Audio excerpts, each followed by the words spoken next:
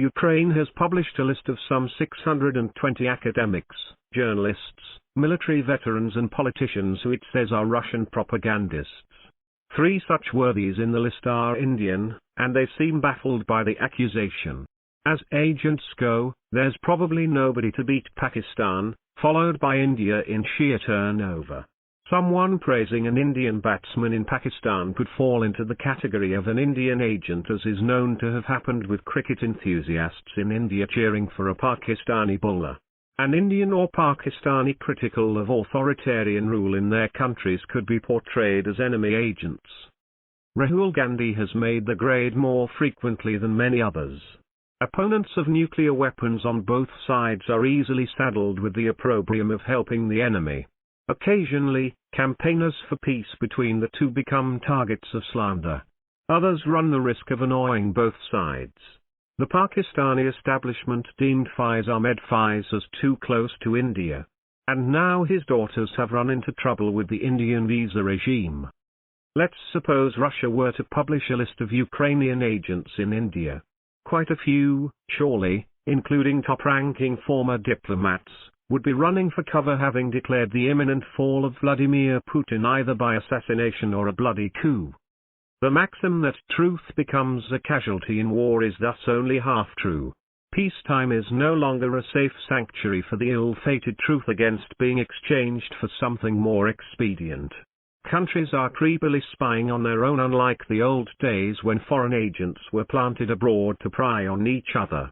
A very determined American lover of democracy exposed the subversion of the Constitution in his country, whereby ordinary citizens were spied on in a big brotherly way. He is now parked in a Moscow hotel, some distance from those seeking to hunt him down as an enemy of the state. Such heroes are not uncommon across the world. Julian Assange and Mordechai Vanunu belong to this club. Peacetime is no longer a safe sanctuary for the ill-fated truth against being exchanged for something more expedient. Ukraine's unusual move has an Indian parallel. It reminds one of framed pictures of intellectuals critical of the ultra-right-wing government in Uttar Pradesh hung in public squares in Lucknow. The High Court ordered the photos removed to protect the life and limb of those framed, as also their privacy. Ukraine's countermeasures have a history. During the war with Nazi Germany, Britain, currently advising Kyiv, had a department of propaganda, which was called that. It toggled also as the information department in its other avatars. The ministries of information in our patch have remained a euphemism for the state's propaganda overdrive targeting its own people mainly, come peace or war. In Ukraine, the Center for Countering Disinformation was established in 2021 under Volodymyr Zelensky and headed by former lawyer Polina Lysenko. According to Unheard, the journal that carried absorbing responses from some of the alleged Russian propagandists, the Disinformation Department sits within the National Security and Defense Council of Ukraine. Its stated aim is to detect and counter propaganda and destructive disinformation and to prevent the manipulation of public opinion. The July 14 list on its website names those promoting Russian propaganda. Several high-profile Western intellectuals and politicians were listed. Republican Senator Rand Paul, former Democrat Congresswoman Tulsi Gabbard, military and geopolitical analyst Edward N. Luttwak, political scientist John Miyashima and renowned journalist Glenn Greenwald were named. The list does not explain what the consequences are for anyone mentioned, the Unheard story notes. Next to each name the report lists the pro-Russian opinions the individual promotes. For example, Luttwak's breach was to suggest that referendums should be held in the Donetsk and Luhansk regions.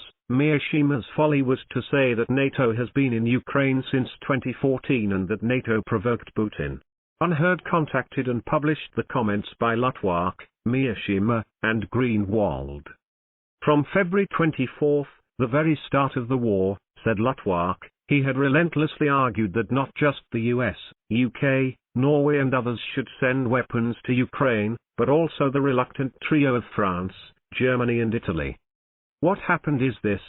I said that there is a victory party and the victory party is not realistic. Their idea is if Russia can be squarely defeated then Putin will fall. But this is also the moment when nuclear escalation becomes a feasibility. It is a fantasy to believe Russia can be squarely defeated. In Kiev they have interpreted this stance as meaning I am pro-Russia. Miyashima was equally annoyed at being labeled a Russian plant. When I was a young boy, my mother taught me that when others can't beat your arguments with facts and logic, they smear you. That is what is going on here. I argue that it is clear from the available evidence that Russia invaded Ukraine because the United States and its European allies were determined to make Ukraine a Western bulwark on Russia's border, which Moscow saw as an existential threat. Ukrainians of all persuasions reject my argument and instead blame Vladimir Putin, who is said to have been bent on conquering Ukraine and making it part of a greater Russia, he told Unheard.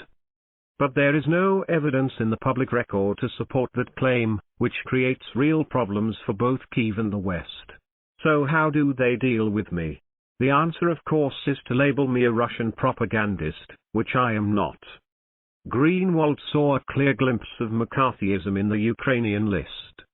War proponents in the West and other functionaries of Western security state agencies have used the same tactics for decades to demonize anyone questioning the foreign policy of the US and NATO. Chief among them, going back to the start of the Cold War, is accusing every dissident of spreading Russian propaganda or otherwise serving the Kremlin. That's all this is from the Ukrainians, just standard McCarthyite idiocy. The writer is Dawn's correspondent in Delhi. jordanakthi@gmail.com. Published in Dawn, August 9, 2022.